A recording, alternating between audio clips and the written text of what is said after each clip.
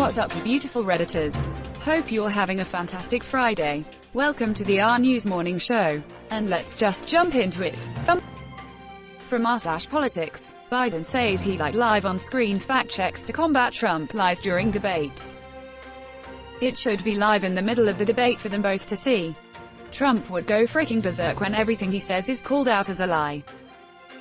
He'd walk off the stage, then spend the entire workday on Twitter. Again. He'd walk off the stage unaided. Only if there's no ramp. Build the ramp, build the ramp, build the ramp. Mexico will pay. I genuinely think Mexico would pay for a ramp. That crap is hilarious. Trump's team will never, ever allow this. Biden knows this, but it allows him to smack Trump around for being afraid of the truth. Man, it'd be great to hear Joe Biden yelling, "You can't handle the truth?" at Trump. However, Colonel Jessup's next line is more Trumpian.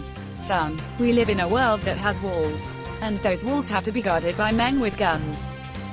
The fact-checker feed wouldn't be able to keep up with Trump. Service unavailable. 503 HTTP error.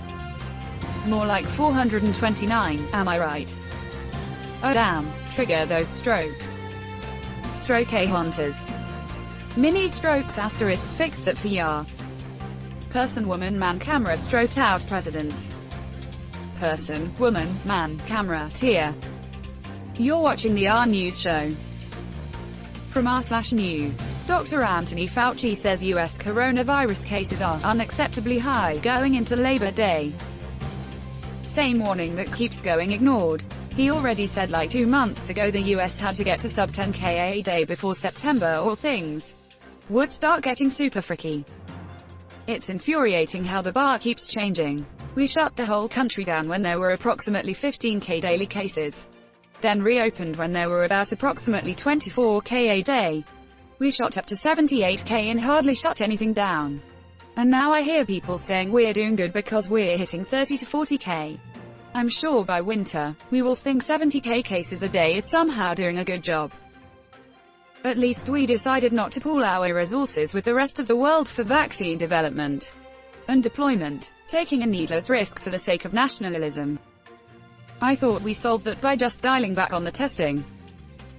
I thought it was all the commercials telling me how I did a good job staying in the house, and now it's time to go out and buy their products. I loved all the car commercials I started seeing in July advertising, "Get ready for your big summer road trip. Buy a new car," while daily new cases continued to climb. This really echoes my feelings on all current advertisements. Man, remember when we were all baking bread? That was crazy. We remember and we care. Now, buy our product. Remember when you stayed home not to get sick? Well, at this point it's gonna happen. Might as well do it at Arby's. You're watching the RNEWS show. From r/news. US court, mass surveillance program exposed by Snowden was illegal. So what happens now? Nothing. Absolutely nothing. And what is war good for?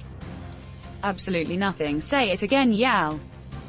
It fades off with no accountability, just like all the other corruption stories. I think it's more likely that they do a meaningless gesture that does nothing but sounds good on political ads. They are going to give us our data back, whatever that means. We will open up a heavily redacted version of these records to the public in 2050. See, we did something.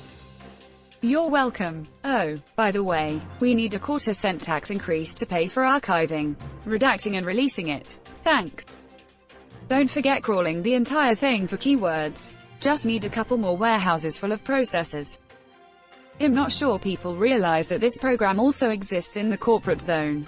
They literally track everything we do, where we go, what we say, what we type, and what we email. All the police have to do is purchase it, which is completely legal and circumvents the Fourth Amendment. This is why they don't want the data collected on you to be owned by you.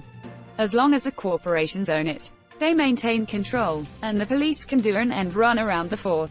www.businessinsider.com, www.theatlantic.com, securityboulevard.com, www.vice.com, www.propublica.org. $5 says the program continues. You're watching the RNEWS show. From r/World News. coronavirus has fueled authoritarian trends around the world, warns Australia. That should say, including Australia. Department of Home Affairs wants to know your location. Potato Head needs to see you for some re-education. The same Australia that raids the offices of journalists and news networks and subjects journalists and whistleblowers alike to secret trials lacking any oversight. To be fair, the world has been slowly moving more towards authoritarianism throughout the 2010s anyway. Ever since 9/11. 9/11 really freaked everything up. The freedoms we've lost far outweigh the lives lost on that day IMO. Though the lives lost was still no trivial thing. One of the more troubling aspects for me is that now we've got a generation of voters who have no idea what it was like before 9/11. They have no frame of reference for the relative sense of normality that we should be working to return to. The real cherry on top was that we upended the world order, brought chaos to the Middle East, suspended our own liberties, and started wars that are still going. Over 3,000 American lives. And today we've got a 9/11's worth of Americans dying from COVID every 3 days. And yet we're not willing to temporarily wear a stupid piece of fabric on our face to prevent it from happening. Australia had no room to be complaining at others about being authoritarian.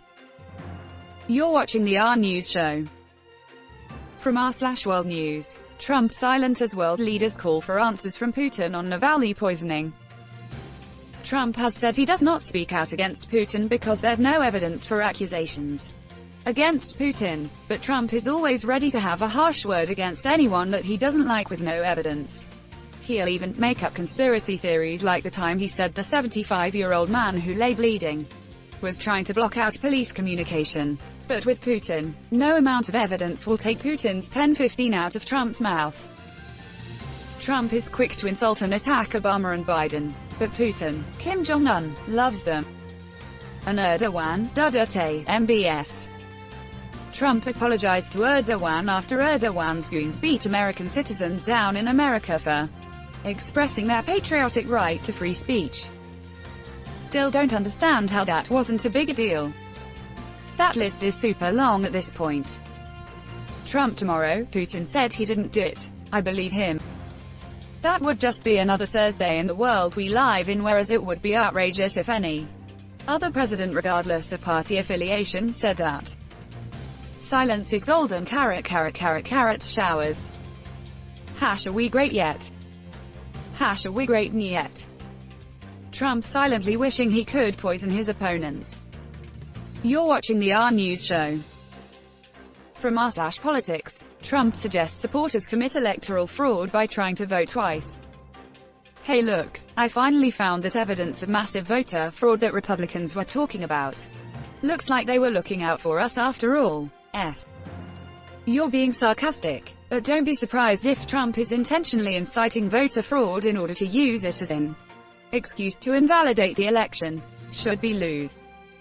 I think it's kinda ironic how none of our patriots in the conservative subs are talking about this. Those that we're going to have there, are we the baddies? Moment have already had it. What's left to ride or die? At least until the subpoenas start rolling. Then they were just following orders, and had no idea the true scale of it all. Very stable genius. No strokes, best brain. Not one of those yucky, folded brains. Glorious and smooth.